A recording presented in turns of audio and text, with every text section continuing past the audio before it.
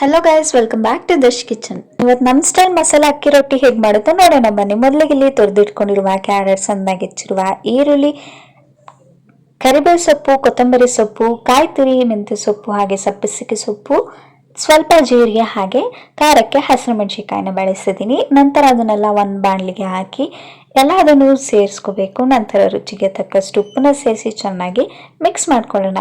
ಹೀಗೆ ಒಂದ್ಸರಿ ಮಿಕ್ಸ್ ಆಗಿದ ನಂತರ ನಿಮಗೆ ಅಕ್ಕಿ ಹಿಟ್ಟು ಎಷ್ಟು ಬೇಕೋ ಅಷ್ಟು ಬಳಸಿ. ನಾನಿಲ್ಲಿ 2 ಕಪ್ ಅಕ್ಕಿ ಹಿಟ್ಟಿಗೆ ಬಳಸಿದ್ದೀನಿ. ನಂತರ ಅದಕ್ಕೆ ಸ್ವಲ್ಪ ಸ್ವಲ್ಪ ನೀರನ್ನ ಸೇರಿಸಿ ಅಕ್ಕಿ ಹಿಟ್ಟನ್ನ ಮಿತ್ಕೋತಿದ್ದೀನಿ.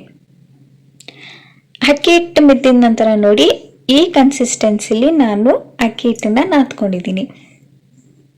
ನೀವು ಬೇಕಿದ್ರೆ ಗಟ್ಟಿ ಆದ್ರೂ ಮಿತ್ಕೋಬಹುದು. ನೋಡಿ, ಈ ಕನ್ಸಿಸ್ಟೆನ್ಸಿಲಿ ನಾನು ನಾದ್ಕೊಂಡಿದ್ದೀನಿ. ನಂತರ ಅದನ್ನ ಒಂದು ಬಟರ್ ಪೇಪರ್ ಅಥವಾ ಎಣ್ಣೆ ಕವರ್ ಏನಿದೆ ಅದನ್ನ ಬಳಸಿ ರೊಟ್ಟಿನ ಚೆನ್ನಾಗಿ ತಟ್ಕೋಬೇಕು. ಹೀಗೆ ತಟ್ಟಿದ ನಂತರ ಕಾಯ್ದಿರೋ ಹಂಚಿನ ಮೇಲೆ ತೊಟ್ಕೊಂಡಿರುವ ಅಕ್ಕಿ ಹಿಟ್ಟೇನಿದೆ ಅದನ್ನ ಹಾಕಿ ಲೋ ಫ್ಲೇಮಲ್ಲಿ ಸ್ವಲ್ಪ ತುಪ್ಪ ಅಥವಾ ಎಣ್ಣೆನ ಬಳಸಿ ಚೆನ್ನಾಗಿ ಬೇಯಿಸ್ಕೊಳ್ಳೋಣ. 2 ಕಡೆ ಬೆಂದಿದ ಮೇಲೆ ಒಂದು ಪ್ಲೇಟಿಗೆ ಟ್ರಾನ್ಸ್ಫರ್ ಮಾಡಿ ಕಾಯಿ ಚಟ್ನಿ ಅಥವಾ ಖಾರ ಚಟ್ನಿ ಜೊತೆ ತಿಂತಿದ್ರೆ ಮಜಾನೇ ಬೇರೆ. ನೀವು ಒಂದ್ಸರಿ ಮನೇಲಿ ಟ್ರೈ ಮಾಡಿ ಮಸಾಲೆ ಅಕ್ಕಿ ರೊಟ್ಟಿ ಹೇಗಿದೆ ಅಂತ ನನಗೆ ತಿಳಿಸಿ. Thank you for watching Dash Kitchen. Please share, like, comment and subscribe my channel.